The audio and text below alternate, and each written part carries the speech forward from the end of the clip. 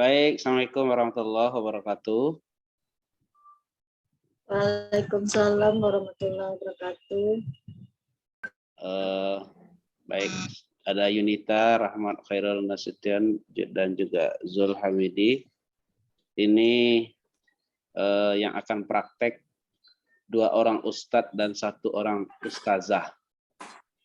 Gitu ya. Nanti juga akan masuk lagi Yulia, karena di sesi sebelumnya ada kendala. Yunita, Rahmat Khairul, dan Zulhamidi. Kalau Yulianya masuk, kita persilakan dulu Yulia. Tapi kalau nggak masuk juga dia. Yang bertiga ini siapa duluan yang akan tampil? Yunita dulu, Pak. Siapa? Kenapa saya? Menghargai yang lebih tua, kan?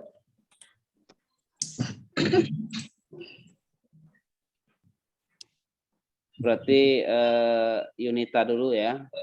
Terus Rahmat Khairul dan nanti Abdul Hamidi terakhir. Ketika temannya tampil di support ya. Iya, Pak.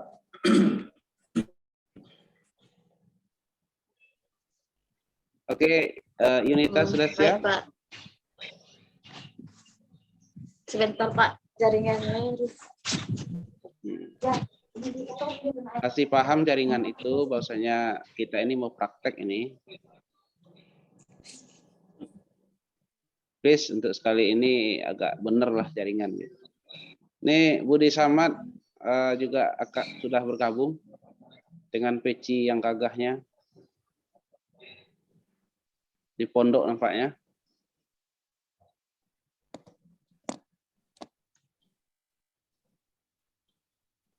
Oke, silakan Yunita dimulai. Baik, Pak. Apa itu dulu, Nak? Ada anaknya, silakan. Iya, Pak. Maaf, Pak.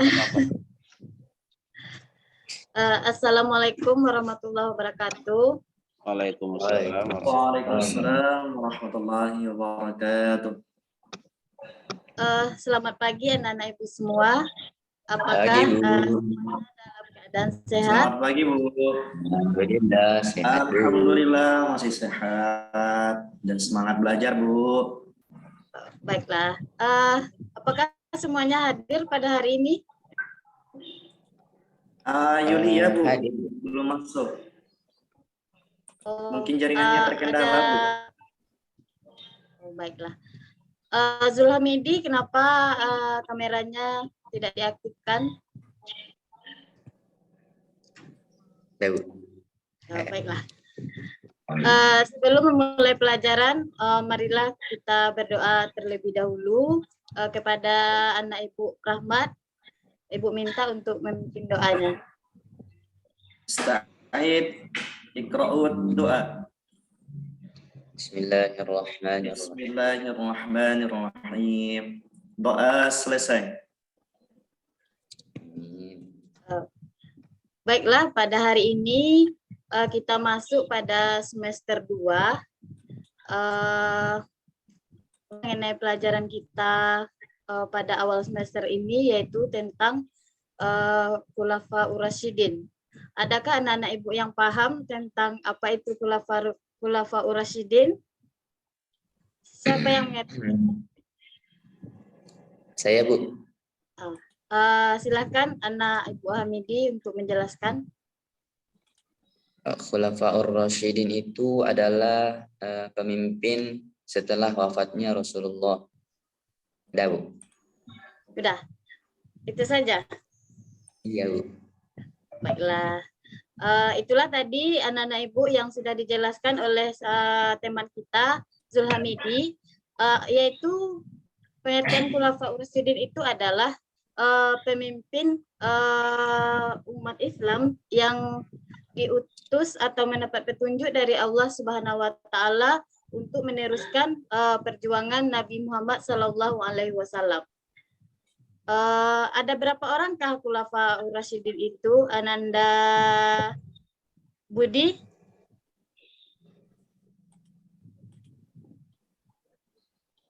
Halo, apakah Halo. Ibu jelas?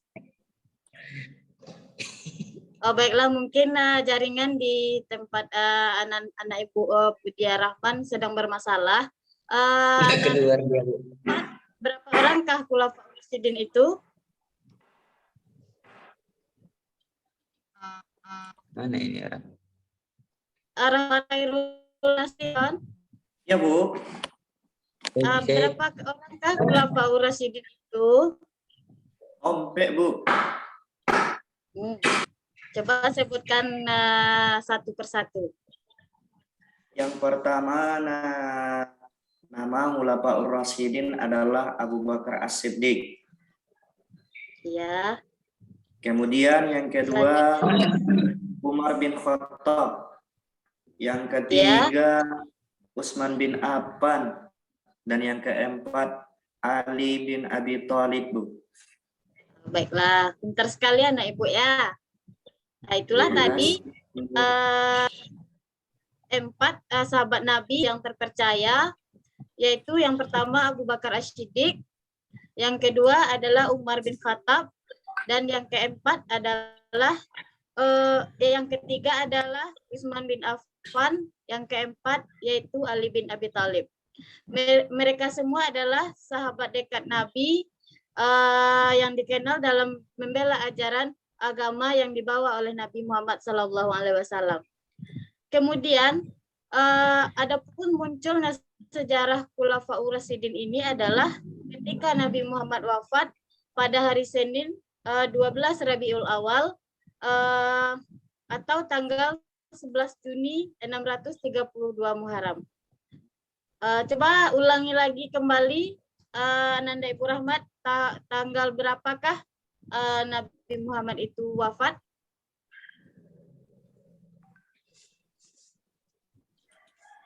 Lupa dia, Bu. Saya juga lupa. Baiklah Ibu ulang lagi. Nabi Muhammad SAW, kalau perlu dicatat ya Nanda. Nabi Muhammad SAW itu wafat pada hari Senin, tanggal 12 Rabiul Awal atau tanggal 18 Juni 632 Muharram. Dan karena meninggalnya Nabi Muhammad SAW, maka diberikan kepercayaan tersebut kepada saudaranya tersebut, yaitu Abu Bakar As-Siddiq, Umar bin Khattab, dan Utsman bin Affan, dan Ali bin Abi Thalib. Itulah sekilas tentang sejarah terjadinya 4 Khulafaur Rasyidin tersebut. Kemudian sedikit Ibu jelaskan tentang Abu Bakar As-Siddiq. Ada yang tahu nama asli Abu Bakar As-Siddiq? Tidak, Bu. Kenapa tidak tahu? Abu Bakar As-Siddiq. Lupa, Bu. Nama asli beliau sebelum masuk Islam. Ada yang tahu? Lupa, Bu. Nama asli beliau adalah Abdullah bin Abi Quhafah. Abdullah. Bagaimana temannya yang satu lagi? Budia Rahman. Tapi jaringannya hilang, Bu. Oh iya. Baiklah, nama asli beliau sebelum masuk Islam adalah Abdul Ka'bah. Setelah masuk Islam namanya diganti oleh Rasulullah SAW menjadi Abu Bakar As-Siddiq. Kemudian Abu Bakar memiliki budi pekerti yang baik dan terpuji di kalangan bangsawan Quraisy. Sekarang Ibu minta kepada saudara Anda Rahmat. Yang pertama, apa itu tadi Khulafaur Rasyidin? Jaringannya nggak bagus, Bu. Nggak kedengar, Bu. Jaringannya hilang-hilang ya? Rasan dia, Bu. Apa Bu? Baiklah, Ibu ulangi kembali. Coba jelaskan sedikit tentang apa itu penjelasan Khulafaur Rasyidin. Apa, Bu? Masih kurang Aduh. jelas? Putus-putus, Bu. Aduh. Coba jelaskan kembali apa itu pengertian Khulafaur Rasyidin. Pengertian Khulafaur Rasyidin itu adalah pemimpin yang diangkat oleh para umat-umat sesudah Islam, sesudah meninggal ataupun wafatnya Nabi Muhammad Shallallahu Alaihi Wasallam. Itu, Baiklah. Bu. Iya, iya. Cukup Eh, kita? cukup, Pak. Cukup. Baiklah, Nana Ibu, itulah tadi pelajaran kita pada hari ini. Untuk materi selanjutnya kita masuk kepada Utsman bin Affan. Untuk dapat anak-anak Ibu pahami di rumah, Ibu akhiri dengan Assalamualaikum warahmatullahi wabarakatuh. Waalaikumsalam warahmatullahi wabarakatuh.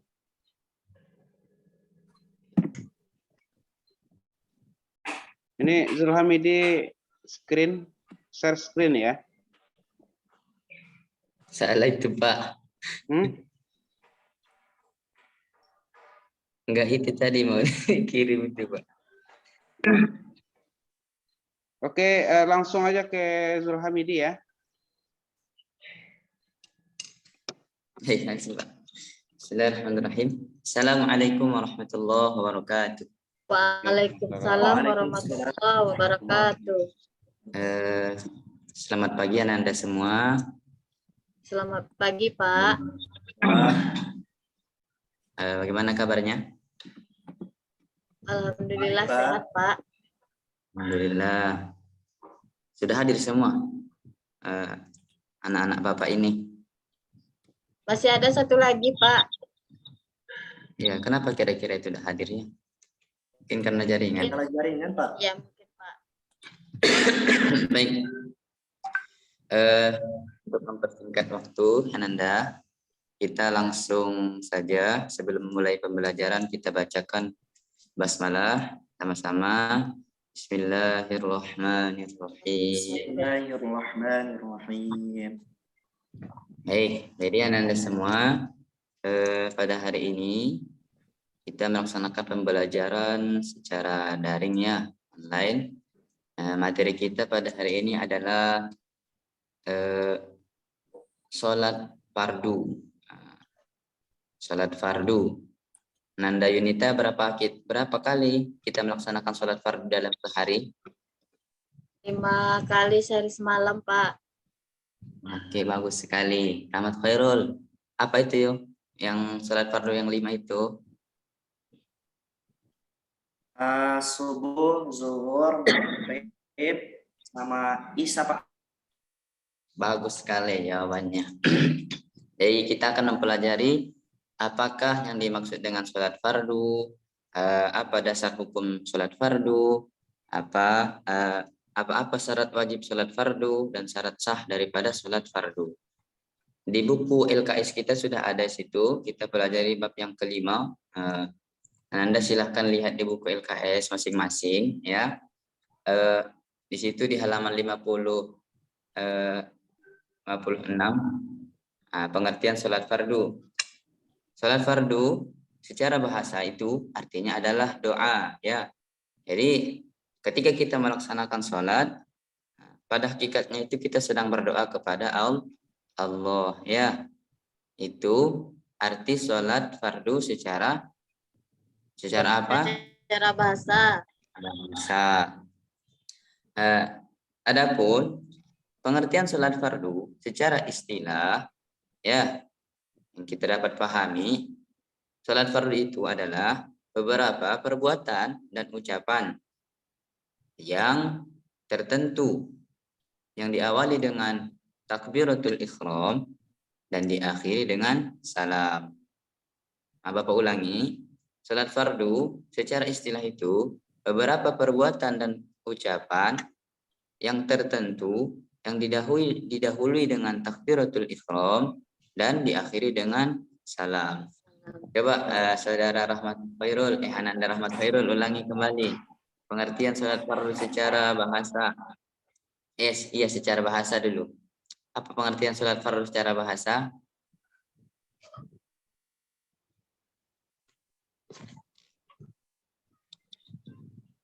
Rahmat Khairul.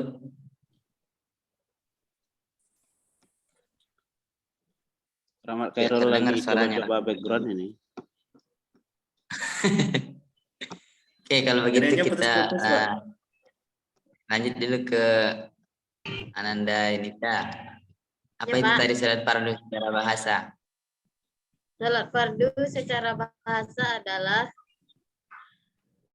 perbuatan atau ucapan yang diawali dengan takbir dan diakhiri dengan salam. Itu secara Secara istilah bahasa, Pak. Ananda. Secara Secara bahasa, bahasa. salat fardu adalah doa. Bagus. Rahmat Khairul secara bahasa, salat fardu itu apa secara bahasa?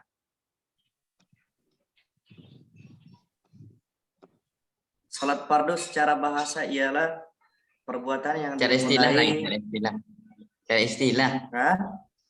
Secara Secara bahasa, Pak. istilah. Secara istilah. Secara Pak. istilah. Perbuatan yang dimulai dengan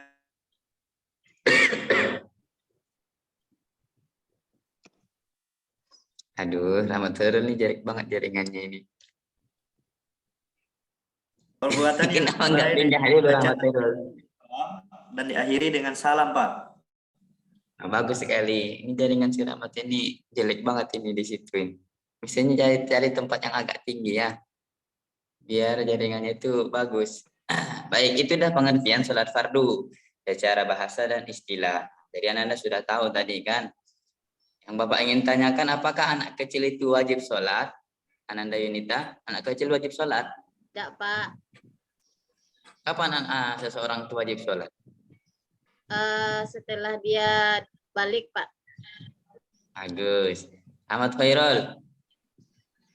Cari jaringan, Pak. Bentar, Pak. Ahmad Khairul ini banyak kerjaan juga ya. Nah, di buku LKS itu ada disebutkan.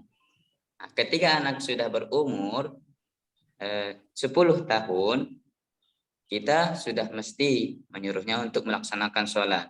Ketika anak-anak tersebut tidak mau disuruh sholat, maka sebagai orang tua boleh untuk memberikannya pengajaran seperti pukulan kecil ya, pukulan yang tidak memberikan bekas ataupun sekedar ancaman saja. Nah, itu diperbolehkan selama tidak sampai melukai fisik dari seorang anak tersebut. Jadi kan Anda kalau tidak mau disuruh, sedangkan Anda sudah MTS, Anda mungkin sudah banyak yang balik ini. Jadi Anda semua sudah wajib sholat. Mesti melaksanakan sholat fardu. Yang dinamakan wajib apa, Rahmat? Yang dinamakan wajib itu apa? Diberi pahala mengerjakannya dan diberi dosa meninggalkannya, Pak. Nah, jadi kalau Anda nanti tidak mengerjakan sholat fardu, Anda akan diberikan dosa oleh Allah. Kalau orang yang sudah berdosa, akan Allah masukkan kemana? Ke surga atau neraka? Neraka kan? Jadi oleh karena itu, Anda jangan lupa untuk melaksanakan sholat fardu tadi. Ada 5 waktu. Apa itu? Subuh, zuhur, asar, maghrib, dan isya. Nah, baik, mungkin pada hari ini itu saja dulu materi kita. Nah, semoga dengan pembelajaran kali hari ini Anda dapat lebih semangat melaksanakan sholat fardu dengan khusyuk ya. Sekian dari Bapak. Kita tutup pembelajaran kita dengan ucapan hamdalah. Alhamdulillah. Alhamdulillah.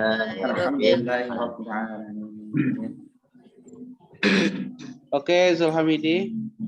Ada gangguan dengan pernapasan nampaknya? Iya, Pak. Lagi serak ini, Pak. Oke. Rahmat Khairul. Ya Pak. Ya, Bapak sudah coba-coba ganti background ini? Nggak nampak di sana?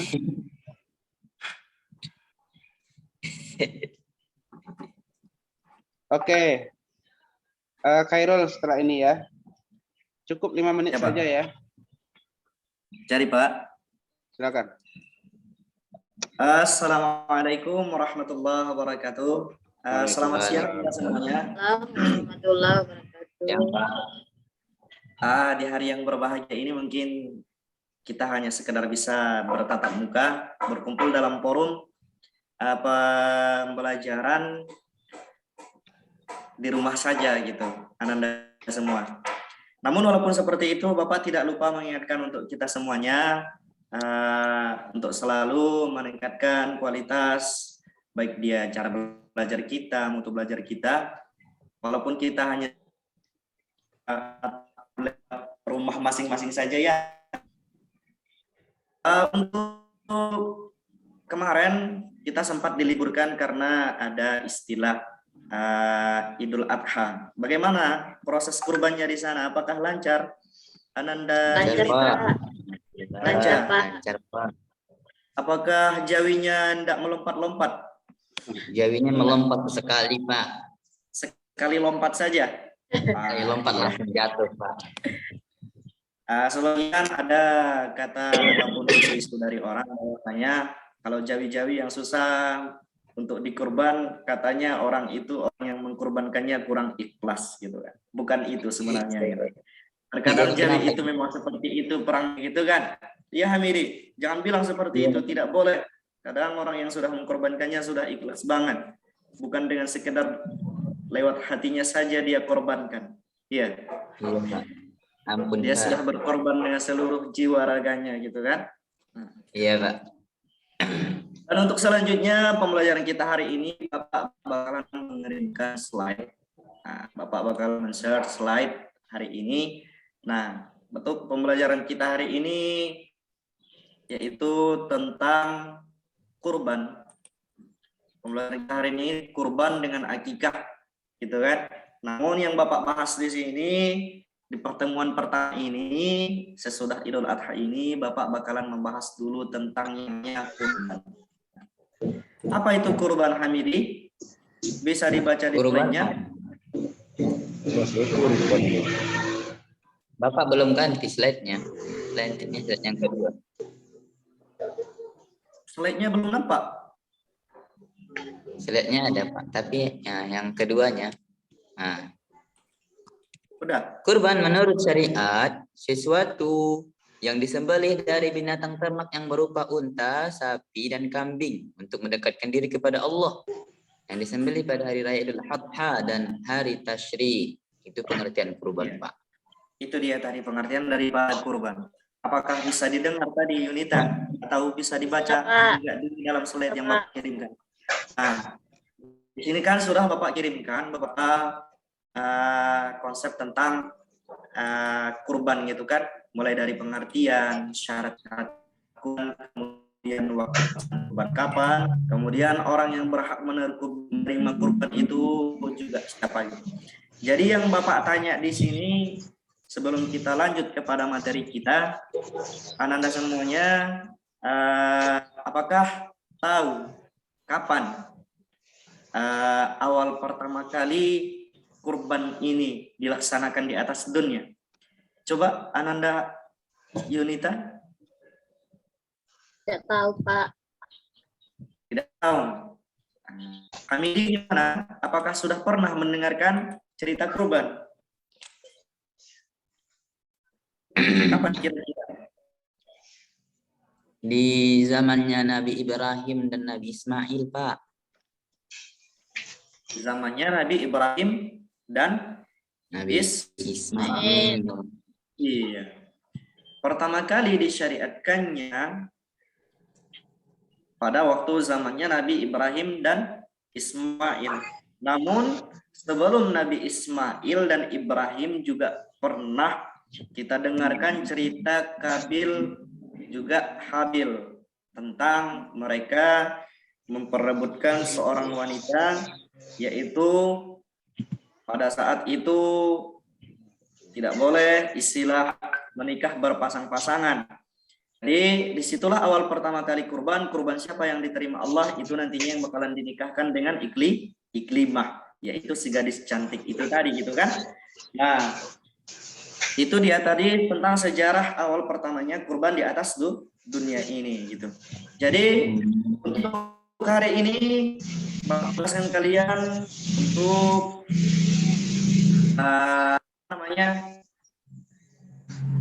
mencari berbagai referensi ataupun mencari tentang berapa sih timbangan ataupun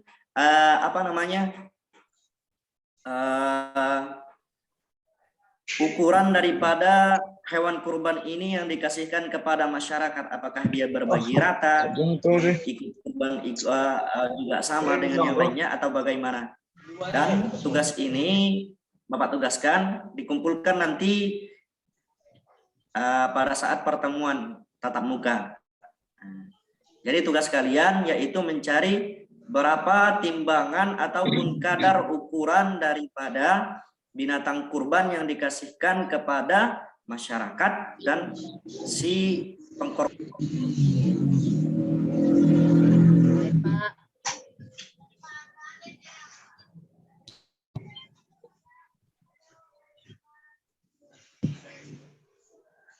Sudah selesai, Pak? Bisa dipahami semuanya, Nanda? Bisa, Pak. Nah, tugas itu nanti bakalan Bapak kumpulkan. Tugasnya berbentuk pribadi, bukan kelompok ya. Berbentuk pribadi. Jadi untuk pelajaran kita hari ini tentang kurban ini, apakah masih ada yang ingin ditanyakan dari berbagai slide yang Bapak kirimkan tadi? Apakah sudah bisa dipahami? Sudah, Pak. Bisa. Jadi untuk itu tugas selanjutnya itu tadi jangan lupa kan bahwasanya mencari ukuran ataupun timbangan kadar yang bakalan dibagikan kepada para masyarakat dan peserta kurban. Ya Anda semua, karena ini menjadi salah satu konflik yang telah kita dengarkan di tengah-tengah masyarakat ya. Nanti setelah kalian dewasa nanti, besar nanti sebagai generasi penerus, kalian sudah bisa. Jangan pula nanti Hamidi kalau lebih timbangan ke dalam rumah dan kau kurangi kepada masyarakat. Iya, Pak. Tidak akan, Pak. Bilang nanti kepada calon suaminya. Ya, Pak. Ya, alhamdulillah untuk pertemuan kita hari ini mungkin Bapak cukupkan saja karena Bapak lebih menuntut banyak kalian dari berbagai materi yang Bapak kirimkan. Untuk penjelasan Bapak rasa sudah cukup. Ataukah masih ada yang ingin ditanyakan masalah kurban ini? Tidak lagi, Pak. Sudah cukup, Pak. Sudah bisa dipahami? Alhamdulillahirabbil alamin. Jadi untuk kesimpulannya bahwasanya berkorbanlah dengan ikhlas, kemudian keikhlasan itu bakalan membawakan kita kepada sesuatu kebahagiaan nantinya. Sudah Bapak sudahi dengan salam pertemuan kita kali ini. Assalamualaikum warahmatullahi wabarakatuh. Waalaikumsalam warahmatullahi wabarakatuh. Ditutup dulu share screen-nya, Khairul. Udah, Pak. Oke. Khairul ini bisa lah ya. Udah cocok jadi guru ini.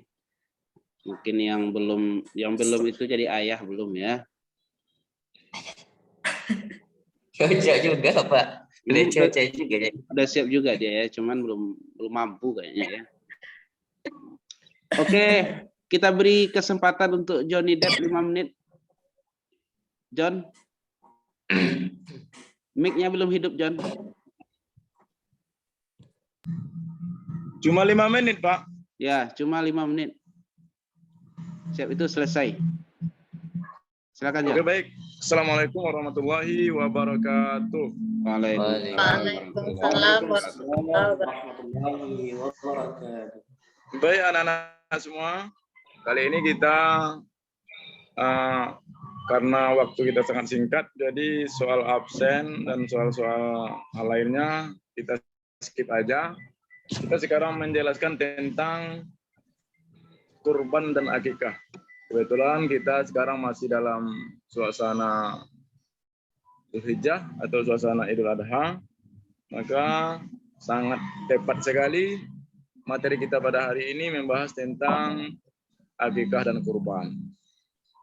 Ada hal yang penting sekali anak-anak semua ketahui di dalam kurban, terutama di daerah kita di Pasaman Barat ini. Banyak yang salah paham tentang pengertian kurban. Bahkan ada yang mengatakan bahwa kurban itu tidak sah jika sebelumnya belum pernah akikah. Ada juga pendapat seperti ini, dan ini yang perlu kita luruskan. Kalian nanti sebagai calon-calon ustadz atau ustazah di Pasaman Barat ini harus mampu menjelaskan ini dengan dalil dan dengan cara memberi pengertian yang membuat masyarakat itu bisa menerima apa yang dimaksud dengan kurban yang sesungguhnya. Kurban itu adalah, kalau kita kaji dari segi bahasa, kita ambil dari sorofnya itu qaraba, itu dekat. Artinya pelaksanaan untuk mendekatkan diri kepada Allah Subhanahu wa taala. Itu menurut bahasa. Kalau menurut istilahnya adalah melaksanakan perintah Allah Subhanahu wa taala yang hukumnya sunnat muakkad. Sunnah muakkad bagi yang mampu. Nah, jangan salah paham. Ada yang mengatakan ini wajib bagi yang mampu. Itu salah. Kurban ini hukumnya sunat muakkad bagi yang mampu. Jadi kalau dia mampu pun, namun dia tidak melakukan kurban, dia tidak dimasukkan kepada golongan dosa. Karena ini hukumnya sunat muakkad. Namun ada hadis Nabi Muhammad SAW yang artinya, jikalau kamu enggan untuk berkurban, maka jangan kamu dekati tempat sholatku. La taqrabu musallaya.